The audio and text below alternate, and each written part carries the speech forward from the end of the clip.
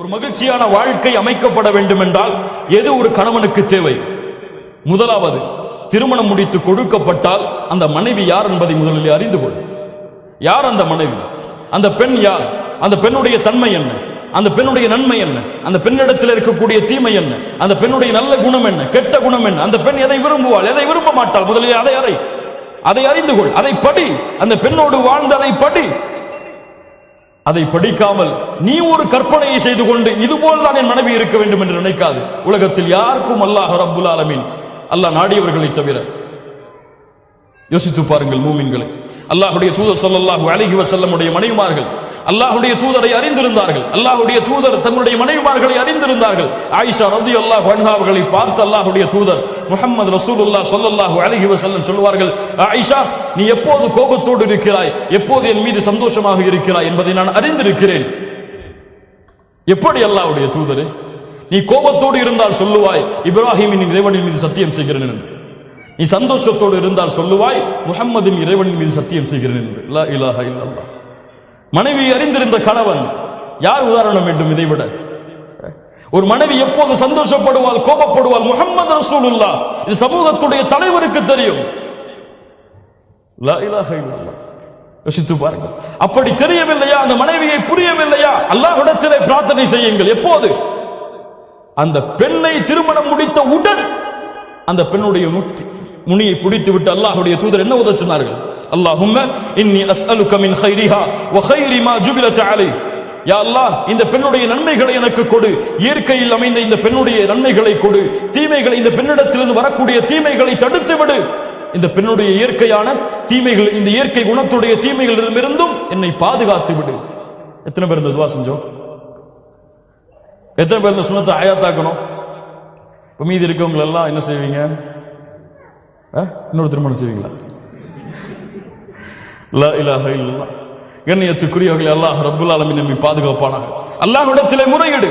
யா அல்லாஹ், இந்த பெண்ணுடைய நன்மையை கற்றுக்கொடு, இந்த பெண்ணுடைய தீமையை கற்றுக்கொடு. அந்த பெண்ணிடத்தில் நன்மையும் இருக்கும், தீமையும் இருக்கும். இரண்டும் இல்லாத பெண் இந்த உலகத்தில் யாரும் கிடையாது.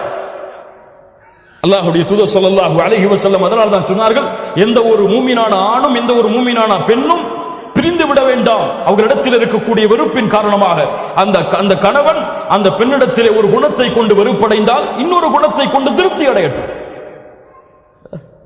உன் மனைவி உன் மீது கோபப்படுகிறாளா, உன்னை சரியான முறையில் கவனிக்கிறாளே, அதை நினைத்து திருப்தி அடை. உணவு அவர்களுக்கு சரியாக சமைக்க தெரியவில்லையா, உனக்கு சமைத்து கொடுக்க வேண்டும் என்று எண்ணம் இருக்கிறது இந்த காலத்திலே, அதை நினைத்து திருப்தி அடை. உன்னை கவனிக்க வேண்டும் என்ற எண்ணம், ஆர்வம், உனக்காக வாழக்கூடிய பெண்ணாக மாறுகிறாளே, அதை நினைத்து திருப்தி அடை.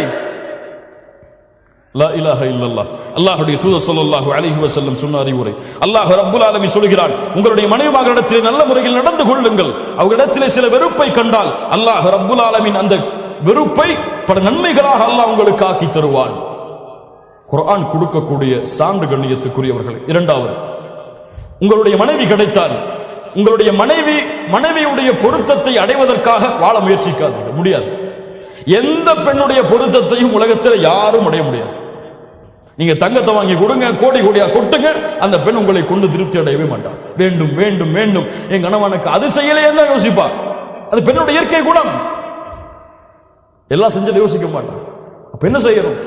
அல்லாஹ்வை திருப்திப்படுத்த வேண்டும் என்று பெண்ணுக்கு கொடு. அல்லாஹ்வை திருப்திப்படுத்த வேண்டும் என்று ஒரு கவல உணவை உன்னுடைய பெண்ணுடைய மனைவியுடைய வாயில் ஊற்றி கொடு. ஊட்டு. அல்லாஹ்வை திருப்தி அடைய வேண்டும் என்பதற்காக உன்னுடைய பெண்ணை முத்தமிடு. அல்லாஹ் ரப்புல் ஆலமீன் அந்த பெண்ணுடைய திருப்தியை வாங்கி கொடுப்பான். நீ செல்ல வேண்டிய யாரிடத்தில் தான்? அல்லாஹ்விடத்தில். அல்லாஹ்விடத்திலே பொருத்தத்தை தேடி உன் மனைவி இடத்திலே நீ நடந்து கொள். அல்லாஹ் அதை பொருந்த வைப்பான். உன் மனைவியின் பொருத்தத்தை தேடி சென்றால் அந்த பெண் மரணமாகும் வரை அந்த பொருத்தத்தை உன்னால் அடைய முடியாது. மூன்றாவது, அந்த மனைவியிடத்திலே பேசும்பொழுது என்ன வார்த்தைகளை பேசுகிறோம் என்று யோசித்து பேசு. ஒரு பெண் வார்த்தைகளை கவனிப்பாள். வார்த்தைகளை கவனிப்பாள். ஒரு சின்ன வார்த்தையை ஏதோ கோபத்தில் சொல்லியிருப்பீங்க, அந்த வார்த்தையை அவர் இறுதி காலம் வரை ஞாபகம் வைத்து சொல்லிக்கொண்டே இருப்பாள். வார்த்தைகளை சரியாக பேசுங்கள். அல்லாஹ்வுடைய தூதர் ஸல்லல்லாஹு அலைஹி வஸல்லம் அவர்களுடைய முறை, அவருடைய மனைவிமார்களுடைய உள்ளங்களை வார்த்தைகளால் காயப்படுத்த மாட்டார்கள். நான்காவது, எல்லா நேரத்திலும் அன்போடும் பாசமோடும் காதலோடும் ரொமான்ஸ் ஓடும் வாழ் ஹலால், ஹலால் ரொமான்ஸ் ஹலால், காதலிப்பது ஹலால். யாரை? கல்லூரியில் படிக்கும் பொழுது கல்லூரியில் படிக்கக்கூடிய வாலிப பெண்ணை அல்ல, ஹராம். அந்த பெண்ணோடு பேசுவதில்ல, அந்த பெண்ணோடு டேட்டிங் செய்வதில்லை, ஹலாம் ஹராம். டேட்டிங் ஹலால் எப்போது? திருமணத்திற்கு பிறகு. சேட்டிங் ஹலால் எப்போது? திருமணத்திற்கு பிறகு, திருமண ஒப்பந்தம் நடந்ததற்கு பிறகு. அல்லாஹ்வுடைய தூதர் ஸல்லல்லாஹு அலைஹி வஸல்லமுடைய வாழ்க்கையை பாருங்கள். ஆயிஷா ரலியல்லாஹு அன்ஹா சொல்கிறார்கள், நானும் அல்லாஹ்வுடைய தூதரும் ஒரே பாத்திரத்திலே குளிப்போம். லா இலாஹ இல்லல்லாஹ். இருவரும் மாறி மாறி ஊற்றிக்கொண்டு குளிப்போம். எத்தனை பேர் நம்முடைய மனைவிமார்களோடு குளித்தவர்கள்? லா இலாஹ இல்லல்லாஹ். திருமணம் முடிக்காத வாலிபர்கள் இருந்தால் கொஞ்சம் பொறுத்துக் கொள்ளுங்கள், அல்லாஹ்விடத்திலே பிரார்த்தனை செய்யுங்கள், கற்பனையில் மூழ்கி விடாதீர்கள். லா இலாஹ இல்லல்லாஹ். அல்லாஹ்வுடைய தூதர் ஸல்லல்லாஹு அலைஹி வஸல்லம் வழக்க முறை ஒவ்வொரு தொழுகைக்கு செல்வதற்கு முன்னாலும் தன்னுடைய மனைவியை முத்தமிட்டு செல்வார்கள். யாருடைய வழிமுறை? முஹம்மது ரசூலுல்லாஹ் ஸல்லல்லாஹு அலைஹி வஸல்லமுடைய வழிமுறை. தொழுகைக்கு செல்லும் பொழுது முத்தமிடுவார்கள் தன் மனைவியை. இன்னைக்கு பக்கத்துல வராதீங்க, உது செஞ்சிருக்கீங்கன்றாங்க. லா இலாஹ இல்லல்லாஹ். சுன்னா அல்லாஹ்வுடைய தூதருடைய வழிமுறை. ஒரு மனிதன் 5 முறை தன் மனைவி மீது பாசத்தை வெளிப்படுத்துகிறார், அந்த குடும்பத்தில் பிரச்சனை இருக்குமா? பிரச்சனை இருக்குமா? அல்லாஹ்வுடைய தூதர் தன்னுடைய மனைவியுடைய வாயில் உணவை ஊட்டி கொடுப்பார்கள். ஒரு நாளையில் ஒரு முறை உங்கள் மனைவிக்கு உணவை ஊட்டுவதை மறக்காதீர்கள், உங்கள் வாழ்க்கையில் பிரச்சனையா இருக்காதுங்க. அப்படித்தானே? உணவை ஊட்டும் பொழுது கோபத்தோட ஊட்டுவீங்க, வெறுப்போடைய ஊட்டுவீங்க. ஒருக்க எல்லா கவலையும் மறந்து ஒரு உணவை ஊட்டுவோம்னு ஊட்டுங்க, அல்லாஹ் உங்களுக்கு அதை கொண்டே உங்களுடைய வாழ்க்கையை சந்தோஷமாக்கிடுவான், மகிழ்ச்சியாக்கிடுவான். அல்லாஹ்வுடைய தூதர் தன்னுடைய மனைவி எந்த இடத்திலே கடித்தார்களோ அந்த உணவை அதே இடத்திலே வாங்கி கடிப்பார்கள். லா இலாஹ இல்லல்லாஹ். உஸ்வத்துல் ஹஸனா, உஸ்வத்துல் ஹஸனா. கண்ணியத்துக்குரியவர்களே, அல்லாஹ் ரப்புல் ஆலமீன் இது போன்ற வாழ்க்கையை நமக்கு தருவானாக. அல்லாஹ்வுடைய தூதர் ஸல்லல்லாஹு அலைஹி வஸல்லம் தன் மனைவியோடு ஓட்டப்பந்தயம் வைப்பார்கள். ஓட்டப்பந்தயம். ரசூலுல்லாஹ் ஸல்லல்லாஹு அலைஹி வஸல்லம் தெருக்களில் ஓடுவார்கள் தன் மனைவியோடு. லா இலாஹ இல்லல்லாஹ். என்ன ஒரு வாழ்க்கை பாருங்கள், அல்லாஹ்வுடைய தூதருடைய வாழ்க்கை.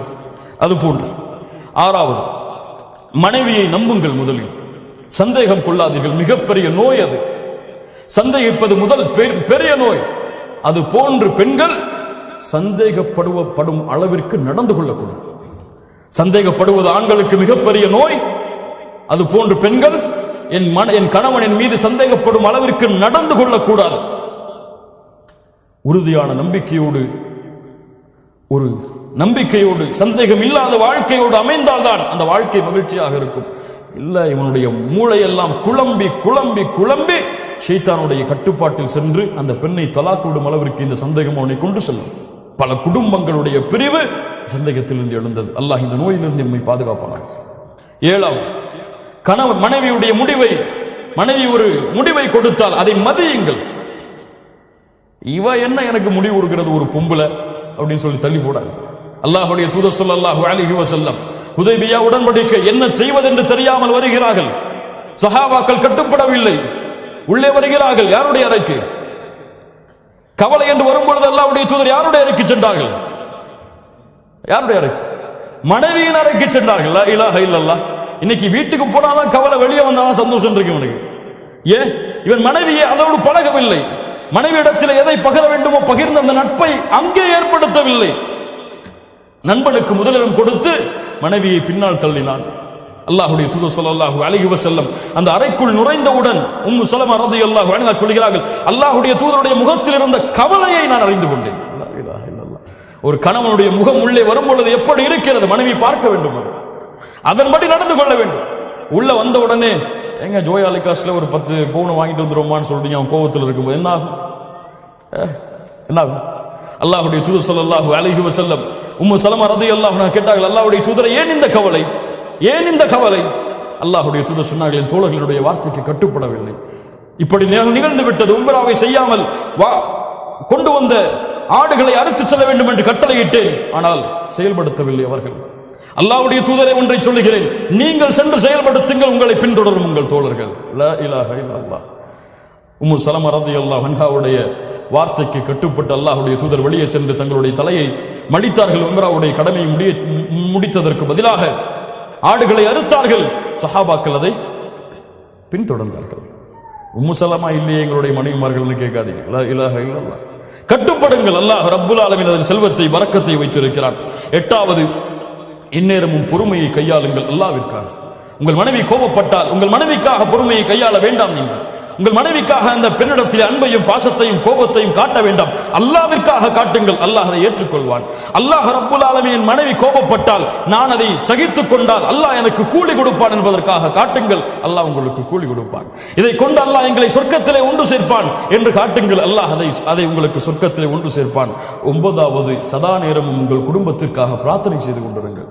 இப்ராஹிம் அலைஹிஸ்ஸலாம் அல்லாஹ்விடத்திலே பிரார்த்தனை செய்தார்கள். ரப்பி ஜஅல்னி முகீமஸ் ஸலாத் வ மின் ذُرِّيَّتِي. யா அல்லாஹ், என்னையும் என்னுடைய வாரிசுகளையும் தொழுகை நிறைவேற்றக்கூடியவர்களாக ஆக்கி வை. இன்று பிள்ளை தொழுவான், கணவன் தொழமாட்டான், கணவன் தொழுவான், மனைவி தொழமாட்டாள். இதுவெல்லாம் முஸ்லிம் குடும்பமே கிடையாது. கணவன் தொழுது மனைவி தொழவில்லை என்றால் இது முஸ்லிம் குடும்பம் கிடையாது. வேண்டும் என்று கணவன் தொழுகையை விட்டால் அவன் காஃபிர். லா இலாஹ இல்லல்லாஹ். அல்லாஹ் பாதுகாப்பானாக. வேண்டும் என்று விட்டால், மறதியிலே தவறியிலே விட்டால் அது பாவம். அது தௌபாவின் மூலமாக நிறைவேற்றப்பட வேண்டும். ஆனால் தொழுகை இல்லாத கணவர்கள் இந்த தொழுகையுடைய மனைவிகளுக்கு கொடுக்கப்பட்டிருக்கிறது பெற்றோர்களால். பிள்ளைகள் தொழாமல் இருக்கிறார்கள். கவலை இல்லாமல் முஸ்லிம் பெண்களான ஆண்களும் பெண்களும் வாழ்கிறார்கள். இந்த வயசுலேயே காலையில் 4 மணிக்கு எழுஞ்சி இவன் பணியில போய் தொழுகணுமா? 10th எக்ஸாம் இருக்கு, இவன் தொழுக போனா என்ன ஆகும்? பரிச்சை குழந்தை போயிருமே. லா இலாஹ இல்லல்லாஹ். உங்களுடைய பிள்ளைக்கு உலகத்தை காட்டி வளர்க்கிறீர்களா? உங்களுடைய பிள்ளைக்கு உலகம் மட்டும் போதும் என்று மறுமையை மறக்க வைக்கிறீர்களா? அல்லாஹு அக்பர், அல்லாஹ் மிகப்பெரியவன் இல்லை, உங்களுடைய 10th எக்ஸாமும் 12th எக்ஸாமும் தான் மிகப்பெரியது என்பதை உங்களுடைய பிள்ளைக்கு நீங்கள் கற்றுக் கொடுக்கிறீர்களா? இந்த பிள்ளை எதை நோக்கி செல்லும் வளர்ந்ததற்கு பிறகு? துஆ செய்யுங்கள் உங்களுடைய குடும்பத்திற்காக. யா அய்யுஹல்லதீன ஆமனூ, ஈமான் கொண்டவர்களே, கூ அன்ஃபுஸக்கும் வ அஹ்லீக்கும் நாரா. உங்களையும் உங்கள் குடும்பத்தார்களையும் ஈமான் கொண்டவர்களே நரக நெருப்பிலிருந்து பாதுகாருங்கள். கடமை. உங்கள் மனைவியை நரக நெருப்பிலிருந்து பாதுகாப்பது உங்களுடைய கடமை. உங்களுடைய பிள்ளைகளை நரக நெருப்பிலிருந்து பாதுகாப்பது உங்களுடைய கடமை. 10th எக்ஸாமுக்கோ 12th எக்ஸாமுக்கோ அல்லது உலகத்தில் மிகப்பெரிய நிறுவனங்களில் வேலை செய்யும் அளவிற்கோ உங்களுடைய பிள்ளைகளை வளர்ப்பது உங்களுக்கு தேவையாக இருக்கலாம், உங்கள் மீது கடமை கிடையாது. நாளை மறுமையில் அல்லாஹ் உங்களுடைய பிள்ளையை இன்ஜினியர் படிக்க வைத்தீர்களா என்று கேட்பாடா? டாக்டர் படிக்க வைத்தீர்களா என்று கேட்பாடா? உங்களுடைய பிள்ளைக்கு மார்க்கத்தை கொடுத்தாயா? நரகத்திலிருந்து வெளியே வரக்கூடிய காரியங்களை கற்றுக் கொடுத்தாயா? உன்னுடைய பெண்ணுக்கு ஹிஜாபை கற்றுக் கொடுத்தாயா? உன்னுடைய பெண்ணுக்கு ஒரு ஆணிடத்தில் எப்படி பழக வேண்டும் என்ற முறையை கற்றுக் கொடுத்தாயா? இன்னைக்கு வீட்டில் உட்கார்ந்துட்டு ஆணும் பொண்ணும் அவங்களுடைய தந்தையும் தாயும் பிள்ளைகளும் சேர்ந்து எதை பார்க்கிறாங்க? நாடகம், சீரியல். லா இலாஹ இல்லல்லாஹ். கேவலம். முஸ்லிம் சமூகம் கேவலம். தனக்கு முன்னால் தன்னுடைய மனைவி ஒரு அந்நிய ஆணை டிவியிலே பார்க்கிறாள். கணவனுக்கு உணர்வில்லை. ஒரு கணவன் பார்க்கிறான் தன்னை தவிர இன்னொரு பெண்ணை. நேரடியாக பார்த்தால் தான் தவறா? டிவியிலே பார்த்தால் தவறு கிடையாதா? தவறு கிடையாதா? என்ன விளக்கம்? பிள்ளைக்கு பார்க்க கொடுக்கிறார்கள். உன் பிள்ளை ஒரு ஆணை தெருவிலே பார்த்து சென்றால் சம்மதிப்பார்கள் அந்த பெற்றோர்கள்? டிவியிலே பார்த்தால் சம்மதிக்கிறார்கள். அப்படி பார்க்கவிட்டால் அவனை போன்று திருமணம் செய்ய வேண்டும் என்று ஆசைப்பட்டு ஒரு வாலிபனை காதலிக்காமல் என்ன செய்வாள்?